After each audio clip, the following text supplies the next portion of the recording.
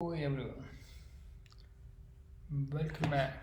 So in this video what we are going to do is we already did some comparison in our previous video using the integers, and we actually tried different combination with the object type and also unboxing and boxing types. And right now what we are gonna do is like I have mixed type. So basically, if I am saying like mixed type means I have a primitive type integer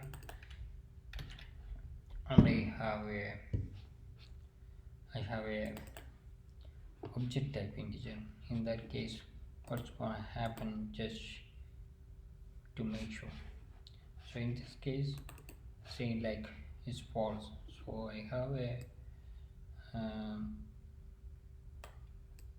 a primitive type comparing to object type this one, and if I am just making this one, what's gonna happen again, then also is making false.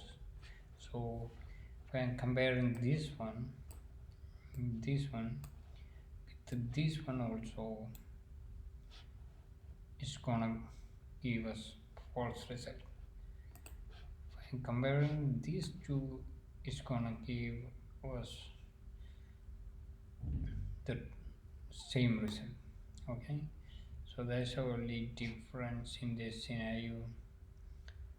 And other than that, what else we need to check? So that's the scenario. So I have a primitive one here and I am comparing it to the object. I don't know whether we can just unboxing ourselves into this one. We need to check that scenario. So this one int unboxing more written pv to int is redundant. I don't need to do that. Okay, so basically, so what's gonna happen here? So 2 3 4 1 2 3 4, so is providing us a false result. So if I am providing this one, it's gonna be true, right? It's gonna be true. So the mixed comparison will not work. So the other things, I am comparing these two things and I need to make sure how it will work. So if I am comparing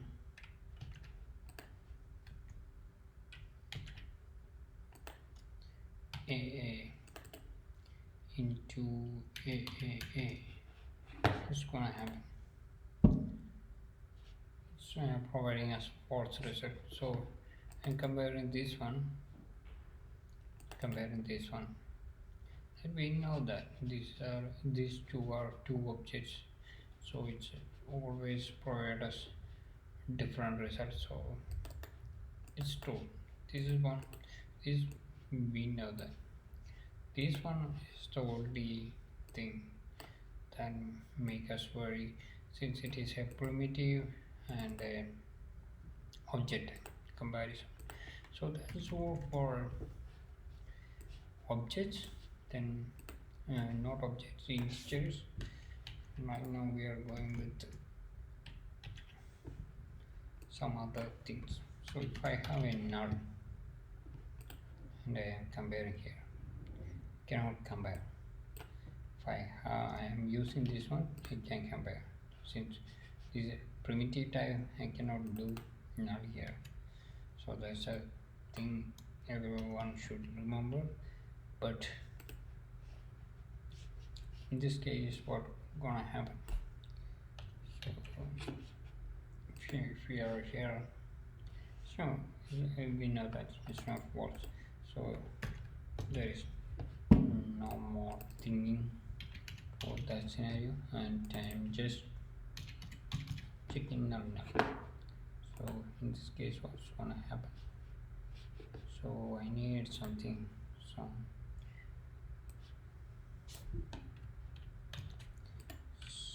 to make sure where we reach step 2 or something like that. Make an indicator where we are.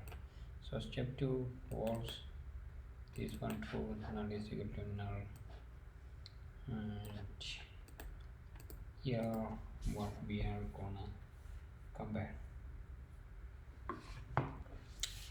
That's another question. So here have two strings, so we are moving from integer to string.